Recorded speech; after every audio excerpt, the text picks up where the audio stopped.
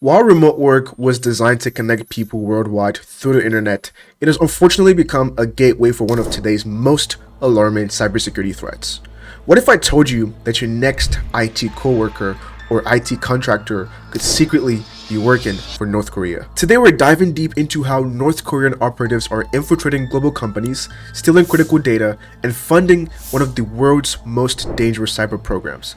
This isn't just about fraud, it's about espionage, theft, and the hidden dangers of insider threats. Buckle up because the things we're going to go into detail within this video are going to be wild. But before we dive into the video, if you're new here, I'm Day. I'm a cybersecurity engineer at Amazon, and I've been in the industry for about 5 years with experience spanning across detection engineering, cloud security, incident response, and threat hunt. If you're looking to stay up to date on the cybersecurity industry and everything technical and career-oriented, be sure to like and subscribe for more content like this. Also, check out the links below for resources, including our Discord community and cybersecurity career newsletter. And if you want to support our mission while also repping the cybersecurity industry, our CYBERWOX merch store is now open for our first winter drop, and you can get a hoodie or sweatshirt of your liking. Now, before we get into the specifics of how North Korea is exploiting remote work, let's talk about the concept of insider threats. An insider threat occurs when someone inside your organization, someone you trust, uses their access to harm your company. It could be a disgruntled employee, a malicious contractor, or in this case, a state-sponsored operative. This type of threat is particularly dangerous because insiders already have legitimate access. Unlike external hackers who need to find vulnerabilities, insiders simply exploit the trust given to them, and this makes identifying and detecting them incredibly challenging, except you have the right tools. Now, in my role as a cybersecurity engineer, I've personally investigated dozens of insider threat cases, and I've handled several incidents involving insiders who want to use their access or have used their access for platform abuse, fraud, and even sometimes attempted data exfiltration. Now, what makes it particularly challenging is that they have legitimate access to your systems, but eventually, it's their pattern of access and data movements that eventually trigger your alerts. Now, my personal and professional experience has taught me firsthand how important it is to have the proper detection and monitoring systems in place. But it's not just about detecting unauthorized access. It's also about understanding normal behavioral patterns and identifying when trusted individuals start acting suspicious. Now, speaking about suspicious activity, let's go over how these North Korean insiders actually work. According to a detailed report by Zscaler, North Korea has been embedding IT workers into Western companies for years. These individuals pose as highly skilled developers, project managers, or freelance IT specialists. They typically use forged identities, fabricated resumes, and even fake LinkedIn profiles to appear legitimate. Once they're hired, they have access to sensitive company systems, databases, and even payment platforms. But how do they hide their true location? These operatives rely on platforms like Skype to converse with a potential employer during the interview process. Skype offers local phone numbers, including US numbers and call forwarding, allowing remote workers to deceive employers about their location. In addition to this, according to Unit 42 by Palo Alto Networks, these North Korean IT workers don't just stop at their day jobs.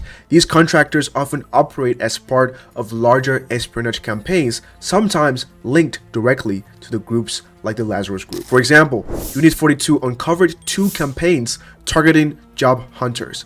These campaigns used phishing emails with malicious attachments disguised as job offers. Once these attachments are opened by the unsuspecting applicants, these files install malware that gives the attackers backdoor access to the victim system and gives the malicious operators new powers like stealing credentials, logging keystrokes, and exfiltrating files. Now, imagine that instead of being external attacks, these operatives are actually working inside your company.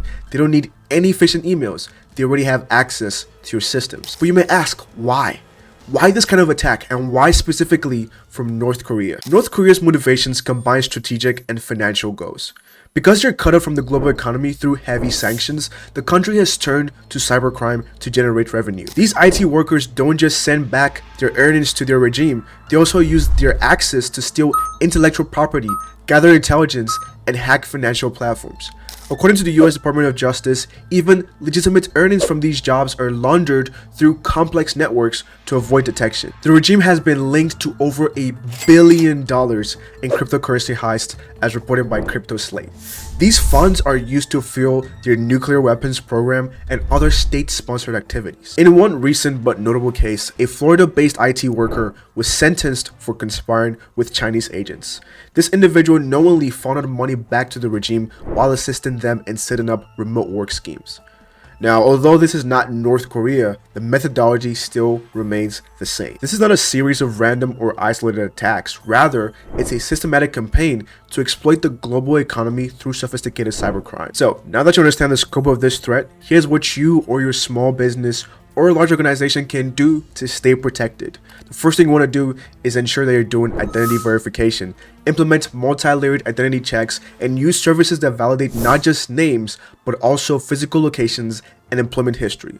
Secondly, background checks. In the same light, partner with companies that specialize in international vetting to uncover hidden affiliations. The third thing, this is more security-based, behavioral analytics. Use tools to monitor employee behavior for unusual activity, such as accessing files they don't typically use or logging in from suspicious locations. The fourth thing you can do here is use a zero-trust architecture or implementation.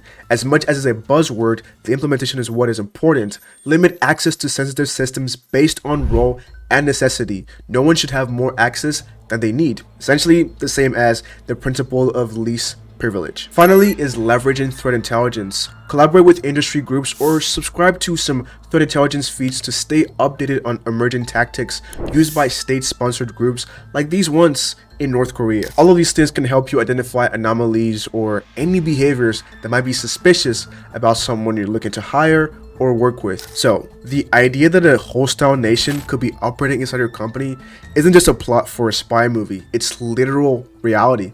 The good news is that you have your first line of defense, which is your awareness. So share this video with your team, your colleagues, your friends, anyone in your network. The more people know and understand this threat, the harder it becomes for these operatives to succeed.